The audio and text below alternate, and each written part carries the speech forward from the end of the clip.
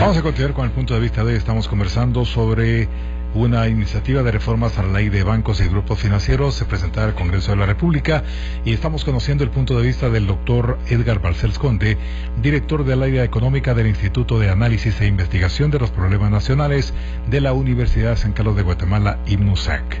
Ahora, doctor Balcells, el tema es importante, ¿verdad? Y como usted dice, pues sería interesante convocar a los diferentes especialistas en el tema económico, tanques de pensamiento y personas como usted, por ejemplo, para conocer las propuestas, los pros y los contras de este tema, porque aparentemente, según declaraciones de los funcionarios públicos, como indicaba al principio, esta reforma es la panacea en el tema del salvataje de bancos. La iniciativa, pues, entre otras cosas, propone que cuando un banco entre en insolvencia se nombrará a delegados del Banco Central, Banco de Guatemala, para tomar su control, así lo dice, y el retiro de accionistas y ejecutivos de las entidades. Esta iniciativa, aclaran, solo servirá cuando el negocio bancario pueda ser recuperable y en aquellos casos que ya no, se les aplicará la intervención con el nombramiento de una junta de exclusión de activos. Son términos muy técnicos, ¿verdad?, que el gran público no entiende. Mira, don Carlos, yo lo que me pongo a pensar es cómo, con toda la experiencia que ellos ya están teniendo con el IX, se quieren volver a meter a problemas. Mire, eso de la intervención de bancos, yo le puedo contar. Yo estaba en la Junta Monetaria en 89-90 cuando intervinieron el Banco Inmobiliario.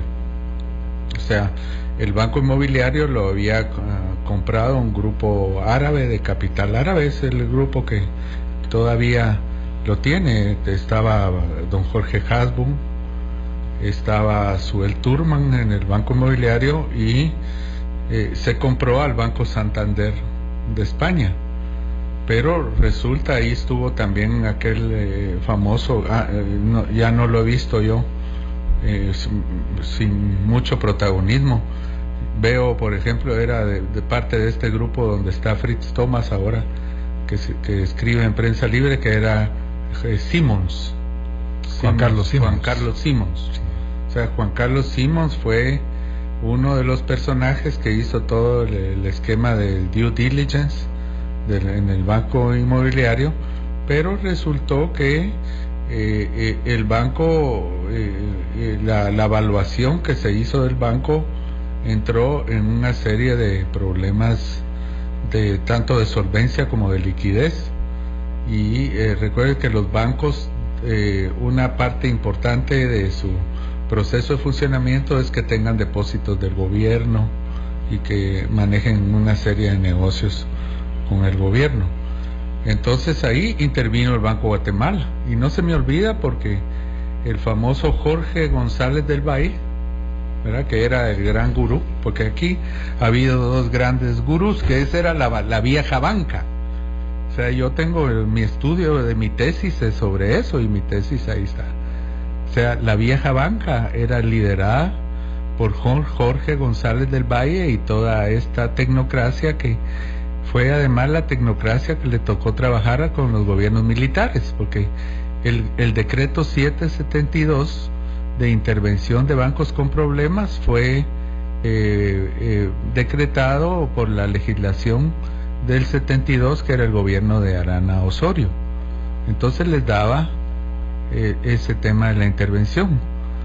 Pero yo no creo que sea ninguna ganga que un funcionario del Banco Central, que dicho sea de paso no tiene la experiencia de banca comercial, porque muchos funcionarios del Banco Guatemala sueñan después con ir a la banca comercial, pero la banca comercial es un tema muy agresivo, que requiere mucha estamina, mucha agresividad, y con esa parsimonia con que usted, a solo entrar al Banco Guatemala, usted se imagina que está en un convento de aquellos monjes cartujos, porque ni gente llega. Todo el Ministerio de Finanzas hay movimiento, usted ve en el IX, pero entre usted al Banco Guatemala todo es tranquilo, y dicen que es la tecnocracia más ejemplar que puede haber. Yo eso no lo niego, hay gente muy inteligente ahí, pero gente que de una estructura muy casi paramilitar, muy jerárquica. Eso es una, me decía mi profesor, es una de las últimas instituciones paramilitares creadas. Entonces, y usted ve en el comportamiento de ellos, que es un comportamiento muy jerárquico. Cuando está el de alta jerarquía, ninguno habla. Entonces, lo que primero me pongo a pensar es, se quieren ir a meter al lío de entrar a un banco con problemas que seguramente ya es un banco moribundo, porque si lo va a intervenir va a ser muy difícil porque ellos dicen les vamos a inyectar capital, en una especie como que se le denomina en el argot financiero deuda subordinada, que va a ser pública, lo vamos a levantar y lo vamos a vender. Esa sería la utopía. Le metemos capital público, lo levantamos y ganamos. Así es como nos hablaron de las deficiencias netas del Banco de Guatemala, que el Estado, mire cómo nos vendieron la moto, como dice aquel libro, que el Estado y el Ministerio de Finanzas los ayude un poco con algunas deficiencias netas, pero que ellos después, cuando tengan un buenos activos, le van a devolver al Estado. Nunca le han devuelto al Estado y siguen las pérdidas operativas. Bien les dijo ayer Aníbal Martínez, y yo ahí al buen colega Martínez, él dijo ayer que eran 1,000 millones. No, están siendo 1,500 millones para arriba de pérdidas operativas, y tiene desde el 2008. Yo calculo que desde el 2008 para acá se llevan más de 10,000 millones en pérdidas operativas. Entonces esto quiere decir que vamos a aumentar las pérdidas operativas, y solo ahora con el tipo de cambio, usted ve las noticias de hoy, están interviniendo como locos porque el tipo de cambio se les está apreciando, ¿verdad? Pero ese es un tema que podríamos hablar, porque la gente se confunde mucho y no entiende. Este tema ya es sumamente, lo que estoy hablando es sumamente complejo, y nadie entiende por qué el Banco de Guatemala pierde. Es muy difícil entenderlo, y por eso ellos operan con tanta secretividad, y solo unos pocos lo saben. Pero ese es el tema que yo le digo. Entonces se va a querer ir a meter ese funcionariado en una serie de temas que son temas incluso penales, porque déjeme decirle muy rápido, una legislación como la chilena. Fíjese que una legislación como la chilena, que sería algo que yo recomendaría también a los diputados, si yo fuera diputado y me viniera esta ley, yo pondría un capítulo que se denomine delitos relacionados con la liquidación forzosa. Entonces dice, cuando un banco sea declarado en liquidación forzosa, se presume fraude. Entonces usted se va a ir a meter a una olla de grillos ahí, ¿verdad? Y si ya lo están viendo ellos con esto del IX y todo, ¿cuánto nos va a costar mantener a todos estos funcionarios también del Banco de Guatemala metidos a reguladores bancarios y metidos en un montón de problemas judiciales? Entonces ese es un tema también que es bueno que lo discutamos a la luz de todas las cuestiones que estamos viendo en la actual coyuntura. Entonces yo no entiendo por qué de nuevo están tan valientes. Sí, algunos... irse un funcionario del Banco de Guatemala, que le digo, ahí está tranquilo, bien pagado, ahora van a negociar su pacto colectivo, tienen un sindicato de alpelísimo, y se va a ir a meter a rajar ocote, a liquidar el Banco X, ¿verdad? Y a ver una serie de cuestiones que tienen que ver con delitos, porque si el banco normalmente, yo le diría, hagamos, si usted quiere después, un repaso de los bancos que han quebrado desde el 89 para acá, que es cuando se disparó. Hagamos el análisis de esos bancos y usted verá que hay cuestiones fraudulentas en la mayoría de ellos.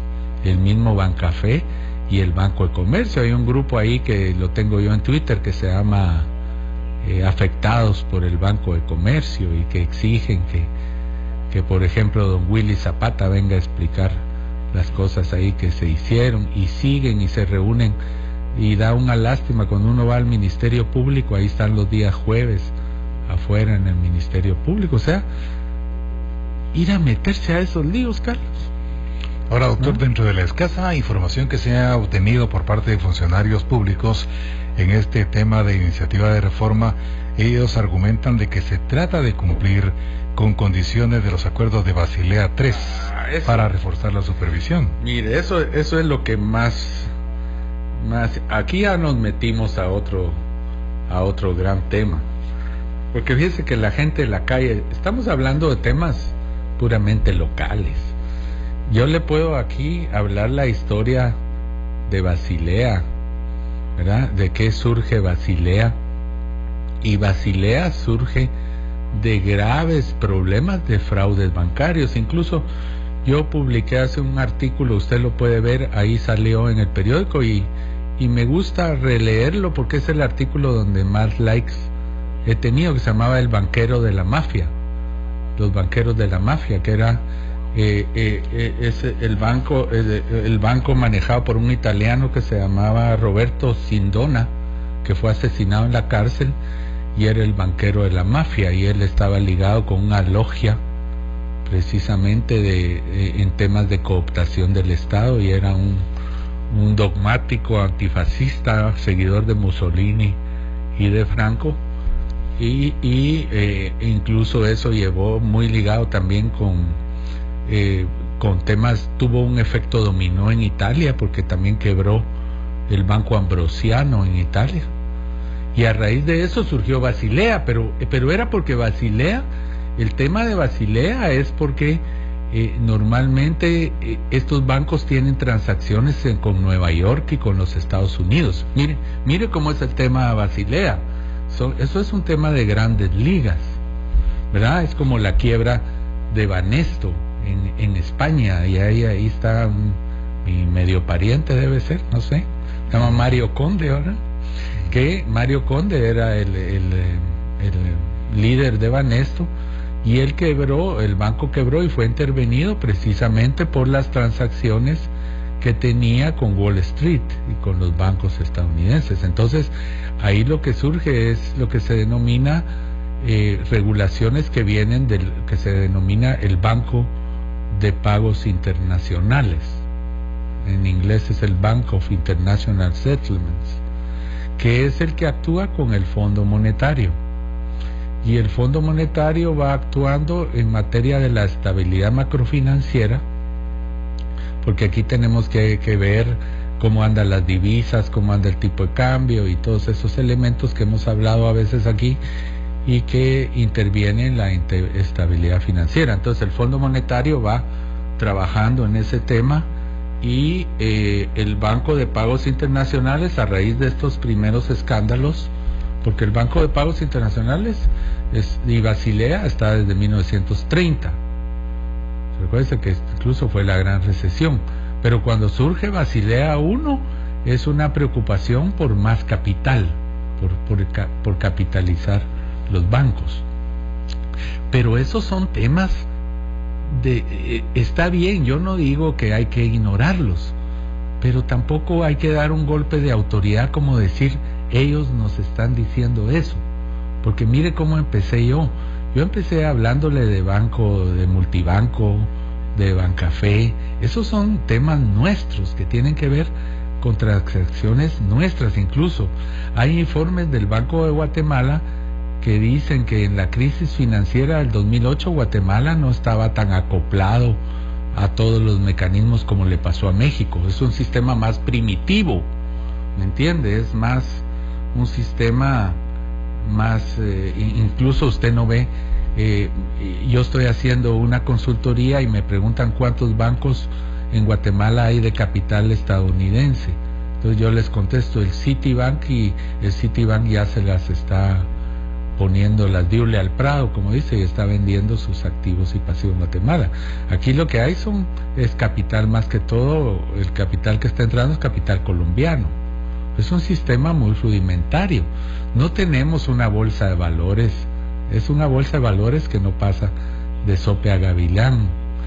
No se entiende ni qué son los instrumentos derivados, que son las grandes operaciones a futuro que se manejan en Wall Street, ¿me entiende?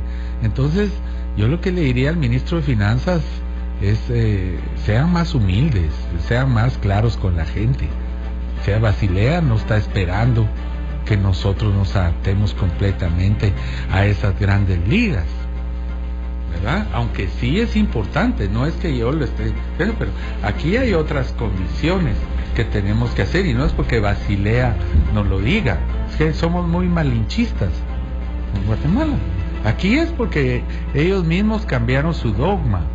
¿Por qué no dicen, hagamos un mea culpa, hagamos una revisión de todo el esquema que nosotros tuvimos desde 1989, donde liberalizamos el mundo financiero, introdujimos la banca offshore, que después también fue un tremendo error, que ahí está, por ejemplo, Antonieta de Bonilla, mi estimada colega, declarando en las cortes que Vipasa no era parte del grupo Bancafé, imagínense. Y por eso ahora ellos tienen una serie de regulaciones para grupos financieros, pero se permitió con un libertinaje toda una serie de operaciones fuera de balance, que se llaman. Tenían un montón de entidades que eran satélites del sistema bancario y que operaban incluso en la bolsa. Pero eso pasó precisamente porque se liberalizó, y fue la época de la liberalización financiera. Entonces, ¿por qué no ser más humilde y decir, fuimos más papistas que el Papa, más papistas que Basilea? Disculpen, señores, tenemos que rectificar varias de las cuestiones que hicimos, ¿verdad? Y entonces, a lo mejor así se puede llegar a un mejor consenso, porque me vengan a decir que es que y la gente en la calle que está completamente en otros canales, que no saben ni qué es Basilea y ni siquiera lo explican adecuadamente, ¿me entiende? Pero si Basilea y esas entidades están haciendo una normativa completamente integral que se denomina la nueva arquitectura financiera, no son parches a las reformas a la ley de bancos. Imagínense la arquitectura financiera de los Estados Unidos de América, que pudo atenuar la crisis del 2008. Y aquí incluso nosotros tenemos una reforma constitucional muy torpe, en la que se dice que el Banco Guatemala no le puede dar financiamiento al gobierno, y se constitucionalizó. Eso es un tremendo error, y eso tal vez valdría la pena un programa para explicarle a la gente por qué eso es un error, y yo mantengo que eso es un error, pero así ha habido una cantidad de errores. Entonces, ¿por qué no dicen fuimos muy laxos en nuestra normativa y quisimos ser más papistas que el Papa? O sea, quisimos ir más allá de cuando Basilea comenzó a liberalizar, y ahora estamos como regresando porque estamos viendo todos los problemas que hay con la liberación de las divisas. Mire usted las operaciones que hizo Chico Dólar, mire las operaciones que hizo el Mago Chévez en las puras narices de la superintendencia. Entonces yo diría, hay que ser más humilde y decir, sí, todo ese esquema liberalizador tenemos que revisarlo a la luz de la nueva arquitectura financiera mundial, porque hay grandes debates, Carlos, que no me voy a extender aquí, pero hay grandes debates. Por ejemplo, la visión alemana de ver la comunidad europea, que Basilea es un tema muy europeo, ¿verdad? Tiene que ver, eso está en Europa, tiene que ver con el Banco Central Europeo. Pero que me vengan a decir a mí Basilea, y la gente no sabe ni qué es Basilea, ni le han explicado bien, y cuando a lo mejor son también algunos temas puramente locales que sí deben revisarse.